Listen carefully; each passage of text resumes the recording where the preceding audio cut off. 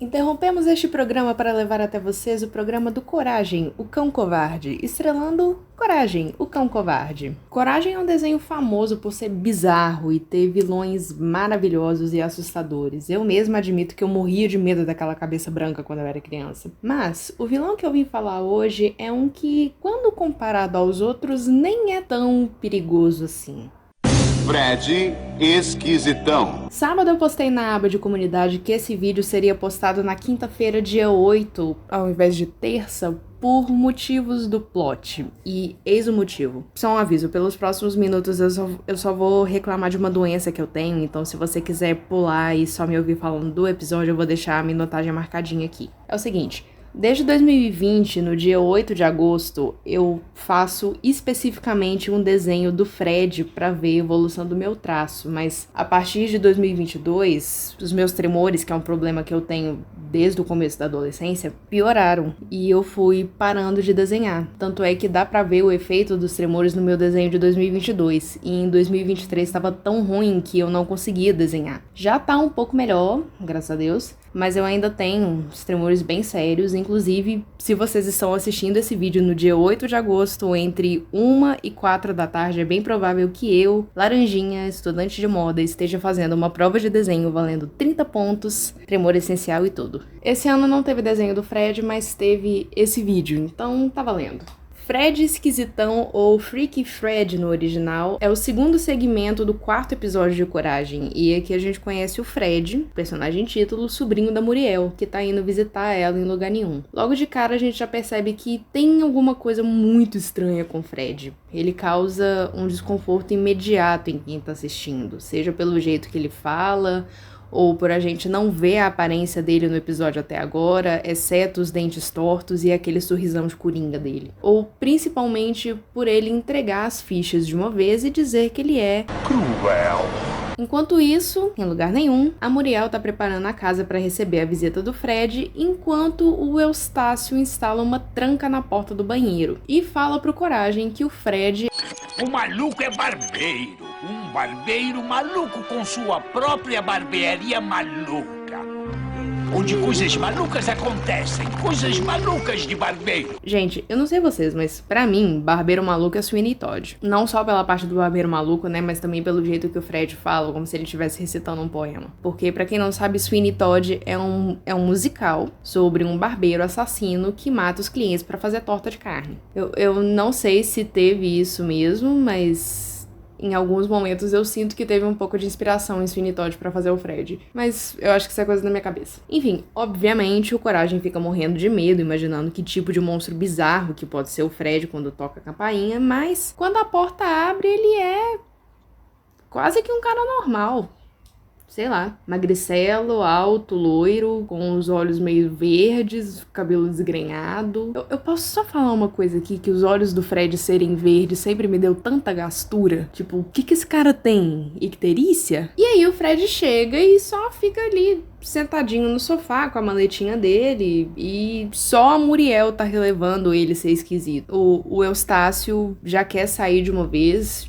assim, verdade que ele tem um motivo, que é comprar a peça pra consertar a tranca da porta do banheiro, porque a tranca tava emperrada. Mas o principal pra ele é sair de perto do Fred, e quando a Muriel pede pra ele fazer sala, ele só senta no sofá, pega um jornal e nem olha na cara do Fred, tipo, quero ficar o mais longe possível desse cara. Aí que a gente, o Coragem, né, vê uma pulseirinha no braço do Fred, e é uma pulseira de identificação para o lar dos barbeiros malucos, que eu suponho ser tipo um manicômio específico para barbeiros? Será que no universo de Coragem é tão comum barbeiros ficarem malucos que tem um manicômio específico para eles? Fica aí a teoria. Mas uma coisa é certeza, pelo menos para mim, né? O fato de ele ainda estar com a pulseirinha indica que ele provavelmente fugiu do manicômio. Até tem um momento, um pouco antes, quando o Fred chega e a Muriel pergunta: "Ai, o que te traz aqui na nossa casinha em lugar nenhum?" E o Fred para um pouco para pensar pensar no que responder e aí ele responde férias. Então eu tenho quase certeza que ele fugiu do manicômio. A Muriel sugere que o Fred tome um banho pra relaxar depois da viagem, dizendo que foi uma viagem muito longa, e pede pro Coragem acompanhar ele até o banheiro, mas esquece de entregar as toalhas e pede pro Eustácio levar. E o Eustácio, sendo um grandíssimo filho da puta, bate a porta do banheiro, trancando o Coragem no banheiro com o Fred. E aí a gente tem esse diálogo maravilhoso. Eu ouvi a porta bater. A porta bateu.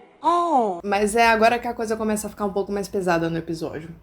Com o Coragem e o Fred trancados no banheiro, o Fred finalmente estava sozinho com a sua próxima vítima. E é aqui que a gente conhece um pouco mais sobre a obsessão do Fred, que no caso é cabelo.